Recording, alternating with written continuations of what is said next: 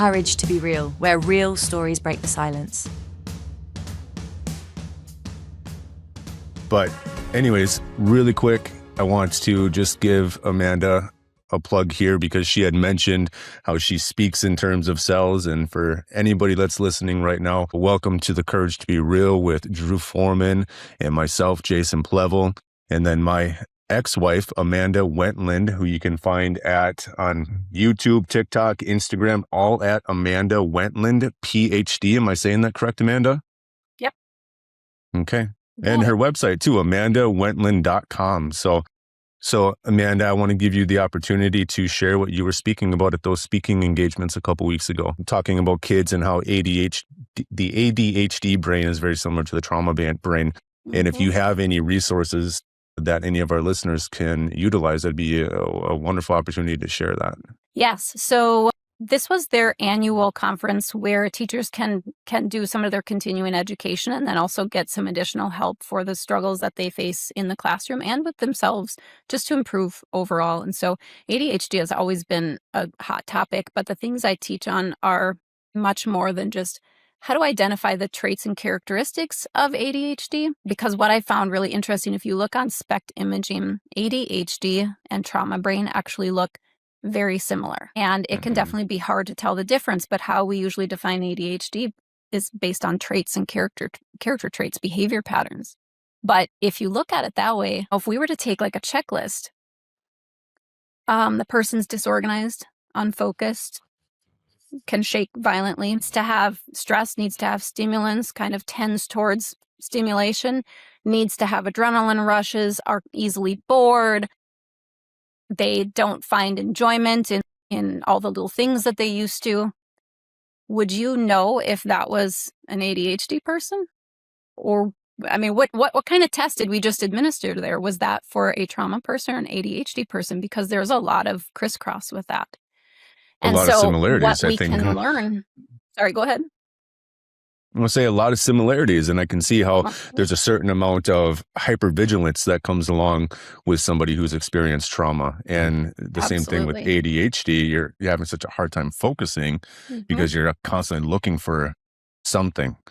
Exactly. Going back to what the nervous system is doing, it's constantly scanning. And so how do you know that this kid can't focus because there's something wrong with the chemistry of his brain and he's just a deficit brain? And I'm like, it's not a deficit brain. It's a very genius, brilliant brain. We just haven't learned how to deal with it. And there is so much anxiety and there is so much generational trauma that gets passed down. How do we know that that kid is just not able to focus because their nervous system is just so hypervigilant? And so I think it's a really important distinction because what you try to do with ADHD is calm, calm, calm. And we know now, even just with what we've talked about so far today, calm, calm, calm is not what's going to work for a trauma kid or trauma adult. So what we talked about, I taught them what I taught you about the SAFE question. And then some of the things that we can do to help assess, for doctors to assess and for families to assess, if they are actually dealing with an ADHD brain or a trauma brain. And there's a lot of nutrition supports and there's a lot of therapies that can help. If a person is in a trauma state and they know that, or they are, diagnosed AD, really can put the therapies and the nutrition together and you've kind of got both of them covered. But the talk therapy, and I love talk therapy. I'm not going against talk therapy. There's a time and place for it. But I think it's important that we have to understand, is it talk therapy towards the ADHD person or is it more of a trauma brain, because the approach needs to be different? Yeah. And Amanda, can I pause you for 1 second really quick? 'Cause, Drew, I know you had a topic you wanted to bring up here. You were about to say something. Yeah, and it's interesting that we're talking about ADHD and trauma. So I was diagnosed very young with ADHD, and I am clinical. Now, of course, I also have childhood trauma that I buried for many, many years. The interest in here is the litmus test for ADHD. Now, I can do coke and go to sleep. Most people stay up and party all night, so it's a useless drug for me. Not saying that I've tried it too many times, but I've tried it at least once. Sure, yeah. And absolutely. Drew, what's that? Get a little closer to the camera, Drew. What do you got there? Yeah, I have nothing here, but it's absolutely useless for me.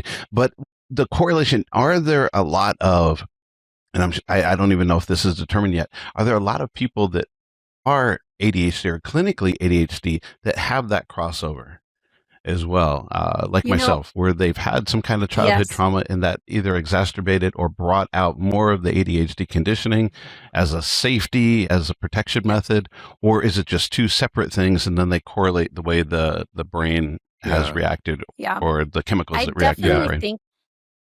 That's a good question. I definitely think just on a brain chemistry level, I definitely think that there probably is more trauma brain than there is known ADHD brain. And the reason is because a lot of people don't follow through with all the clinical assessment to truly define ADHD and if that's really what it is. And my sphere is all trauma based. So I definitely think that we're missing a huge gap of people and helping them recover because the meds aren't really going to work for them if there is the variation that trauma brings. So when you were talking about cocaine, it makes complete sense because what they get for ADHD brain is stimulant medications, and what the person craves in a trauma brain or an ADHD brain is all stimulants. Like they cannot get the day started without having some type of caffeine. They have to have coffee.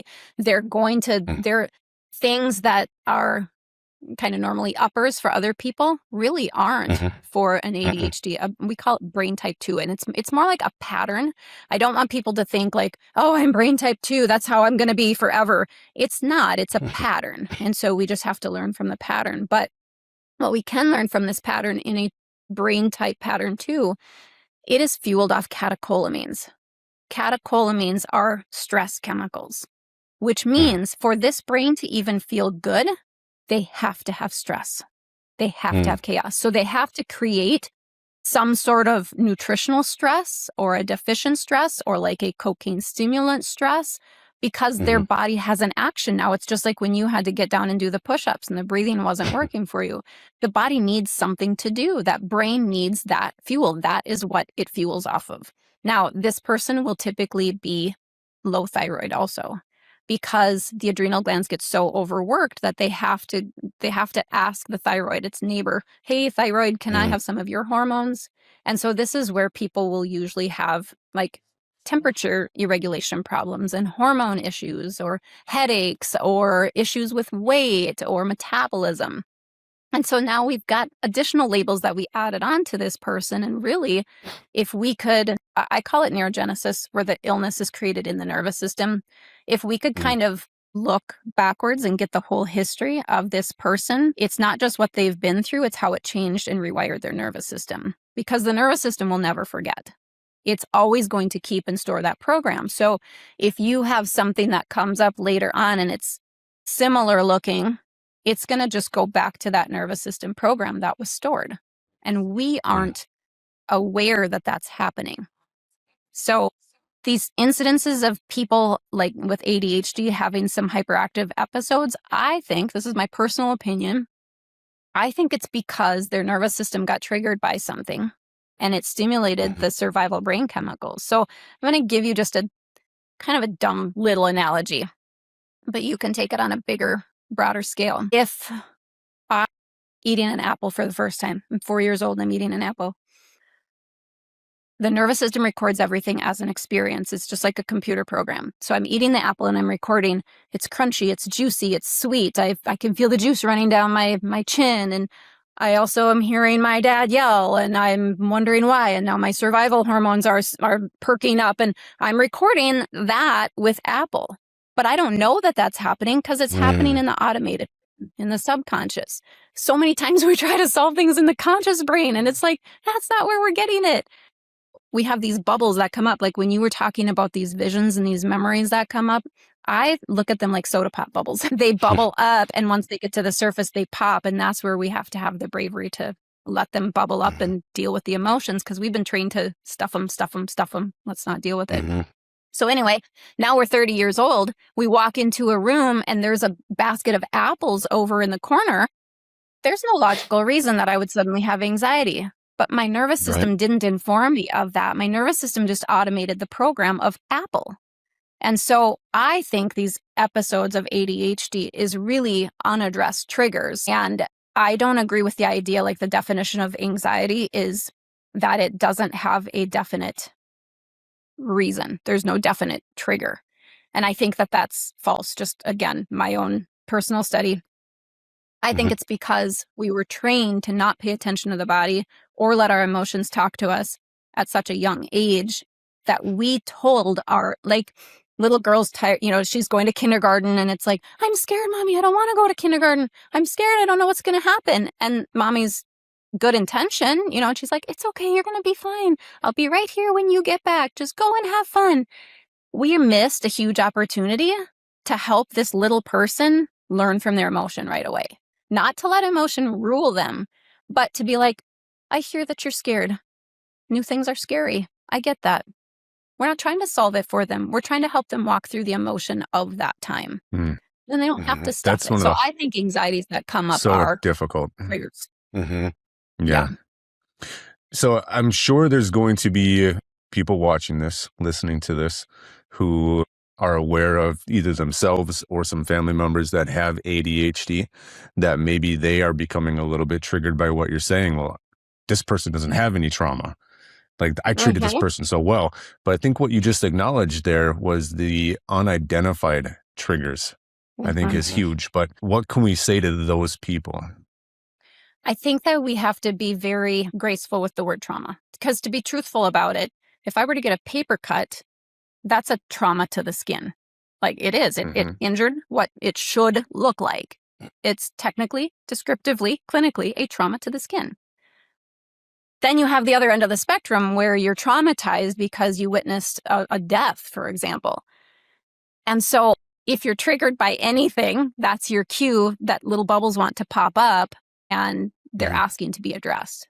Everybody always carries these, these little children inside of us that they want to be addressed. They don't want to be hidden. They don't want to be stuffed in a box. So if you're triggered by anything, always ask why. Don't miss the opportunity to learn from whatever the trigger is. And then also that the idea of trauma is such a tossed around word now. And what seems like not that big of a deal, when you're coming from a child's mind, they may have gotten, I got my name on the board one time because I was coughing and I was making noise in the kindergarten room. It was traumatizing. In my little brain, from what I could understand from my perspective at the time, that was traumatizing. The fact that I'm 48 years old and I can remember that story, like, the brain remembered that. So I would say, don't let your emotions rule you. Identify your triggers and let yourself talk about those triggers, and then just be graceful with the word trauma, because what's trauma to you looks very different from a child's brain to now your adult brain. Well, and we've talked about that in earlier episodes too, Drew, haven't we? About how trauma is just, it is such a broad spectrum of it. And I want to take the opportunity right now just to thank you for sharing that painful story with us, Amanda. And I want to acknowledge and validate the 4-year-old you for having those tough emotions. I mean, I'm sure it didn't feel any good having your name written on the board. And it's fun and funny to us now, but as a child, like, everything is all about perception, and we don't know how it's going to affect somebody else. Right. Well, we've got maybe 10 more minutes of Amanda left. Drew, is there, you want to open this, take us in a certain direction? Gears a little bit. And by the way, thank you for joining us. And if you're joining us for the first time, this is A Courage to Be Real with Jason Plevel, myself, Drew Foreman. We have a special guest, Jason's ex-wife, Amanda, who is absolutely brilliant, by the way.